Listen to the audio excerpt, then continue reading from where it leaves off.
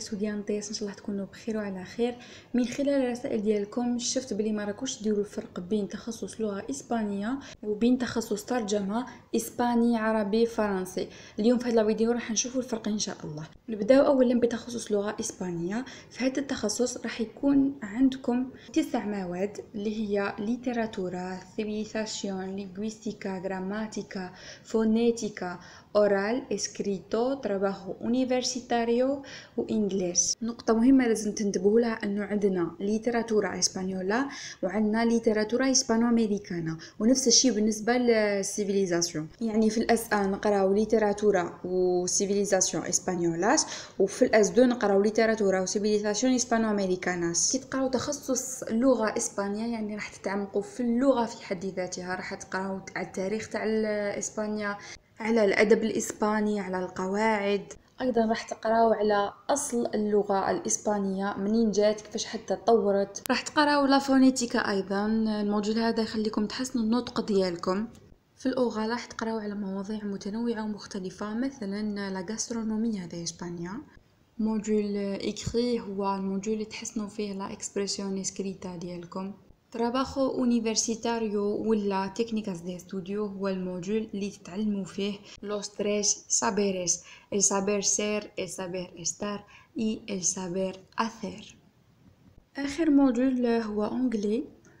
صراحة أنا في عامي قريت أنجلي بخميغ و دوزيام اني. نتوما معلباش واش راح تقراو، باسكو الموجول هذا يتبدل، اسمه ما يبقاش دايما. مرات يقروهم علم النفس، مرات يقروهم عربية، كل دفعة واش يقروهم. فيما يخص الامتحانات عندكم كنترول وعندكم اكزامان على كل موجول. تجوزوا الكنترول تبداو به هو الاول، من بعد عندكم فتره محدده تجوزوا فيها الامتحانات، ومن بعد يجي الغاتراباج بالنسبه للناس اللي ما طلعتش العام ديالها. لكن لو كان يكون عندكم مثلا في الاس ا معدل عالي مثلا 11 والاس 2 عندكم 9، تقدروا تكومبونسيو وتطلعوا عادي بلا ما تدخلوا غاتراباج بلا ما تعاودوا سنه. الناس اللي دايما تسقسيني اسكو تنصحينا بهذا التخصص، نعم ننصحكم بهذا التخصص، لانه القرايه ديالو بزاف مليحه، مواضيع متنوعه مختلفه، ما تكرهوش كامل. بالنسبه لفرص العمل ان شاء الله راح ندير لكم فيديو بالتفصيل ونحطه لكم في يوتيوب ان شاء الله، باش تدوا فكره على فرص العمل المتاحه للناس اللي حابه تتخصص في اللغه الاسبانيه والترجمه كذلك، ونحو من بالنا فكره انه انا ما نقراش اللغات لانه ما فيهمش مستقبل. كيريدوس ستوديانتيس، كان هذا كل شيء على تخصص لغة إسبانية. إن شاء الله نكون فدتكم. الجزء الثاني راح يكون بالاشتراك مع ليديا، طالبة جامعية متفوقة، راح تفهمكم على كل حاجة متعلقة بتخصص الترجمة.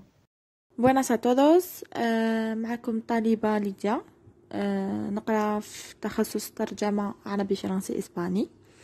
راني ندير لكم هذا الفيديو باش نفهمكم ونقول لكم وشنو هو هذا التخصص، واش تقراو فيه اكسيتيرا اكسيتيرا.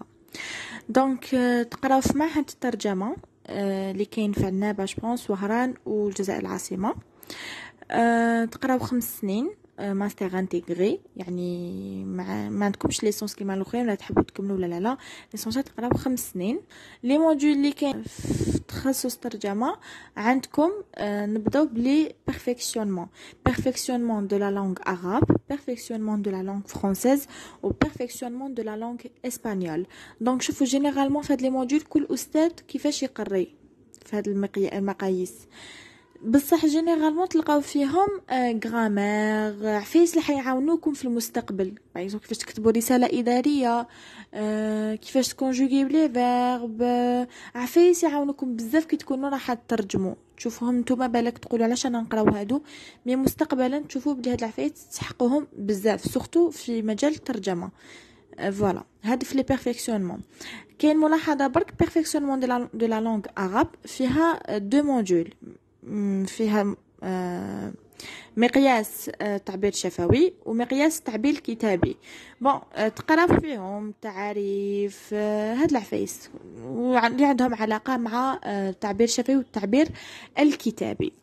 هاي واش تقراو في هاد لي موديول لي 3 بيرفكسيونمون. جينيرالمون قلت لكم تقراو فيهم غرامير باسكو كل استاذ كيفاش يقري. فوالا دوكا عندكم لي موديول تاع انتروداكسيون à la traduction.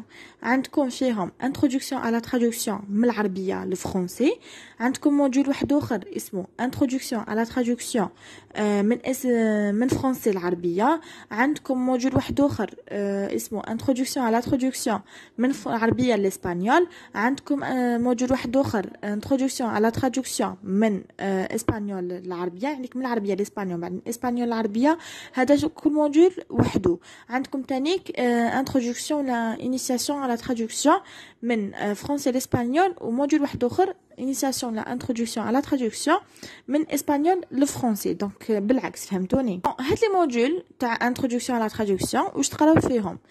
هي تعلموا كلمات جدد، مقابل ديالهم في هذيك اللغه، تاريخ الترجمه، تقراو فيهم بزاف عفايس. راح تتعلموا بزاف عفايس كيفاش ترجموا، وشنو هي المراحل اللي نترجموها، مهارات المترجم، العفايس اللي ياخذهم بعين الاعتبار المترجم كي يكون يترجم. بزاف عفايس راح تتعلموا بزاف عفايس، واهمها انكم راح تترجموا نصوص. في بايزون كنهضروا على الامتحانات، نقول لكم باللي في انتروداكسيون لا ترادكسيون في لي زيكزامان ديالهم عندكم ترجموا نصوص. يعطيك الاستاذ نص ويقول لك ترجم الى اللغه كذا وانتم ترجموا.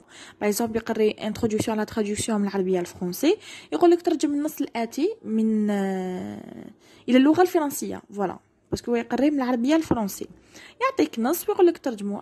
انواع كل استاذ كيفاش يقري، كاين نصوص سياسيه، نصوص ثقافيه، نصوص صحفيه، اكسيتيرا اكسيتيرا. كل استاذ على حسب واش قراكم هما، وعلى حسب الفوكابولير اللي مدوه لكم، على حسب واش قريتو، النصوص اللي ترجمتوها قبل الامتحان يتو راح تفهموا تعرفوا هكا ابي بري واش من نوع تاع النص راح تترجموه في الامتحان. هذه تاع لي موديول تاع هادو لي موديول اسونسيال ديالكم. فوالا دوكا نهضروا على لي موديول اللي يتبدلوا كل سيمستر، يعني لي دو سيمستر ديالكم ماشي اللي تقراوه في بروميير سيمستر تقراو في دوزيام سيمستر يتبدلوا.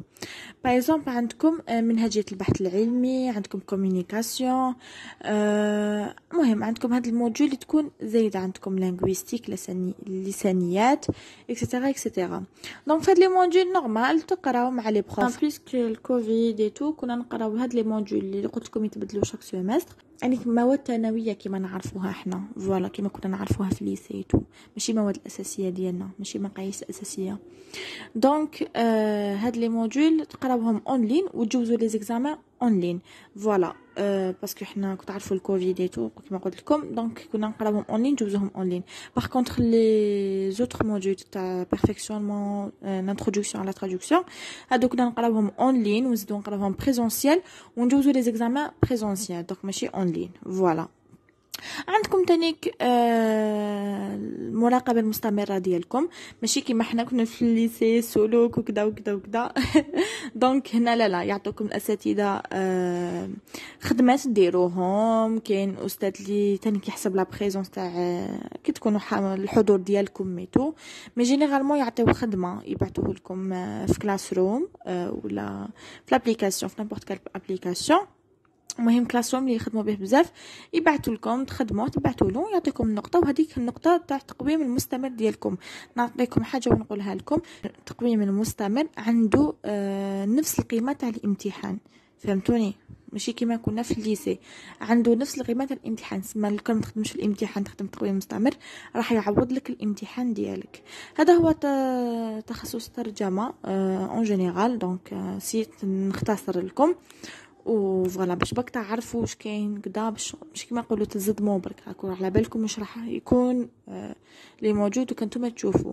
انا نقول لكم حاجه برك اللي عندهم نيفو مليح، ما نقولش نقول اكسلون، مليح يعني صافا لاباس به في اللغات الثلاث هذوما ثلاثه، في اللغات الثلاثه عربيه فرنسيه واسبانيه، ولا عربيه فرنسيه وانجليزيه، ولا عربيه فرنسيه والمانيه. ننصحكم بتخصص ترجمه، ما تسمعوا لحتى واحد الخدمه وما الخدمه وما الخدمه.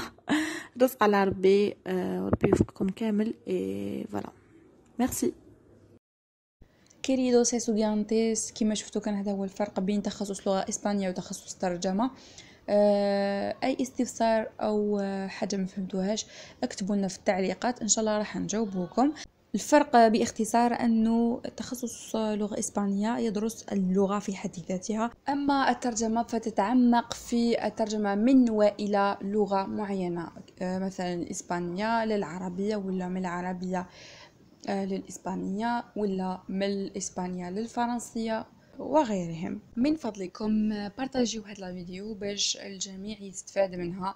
اي واحد عنده استفسار على الترجمة يلقاه ان شاء الله في هذا الفيديو، ولا عنده استفسار على اللغة الإسبانية كذلك يصيب وش راه يحوس.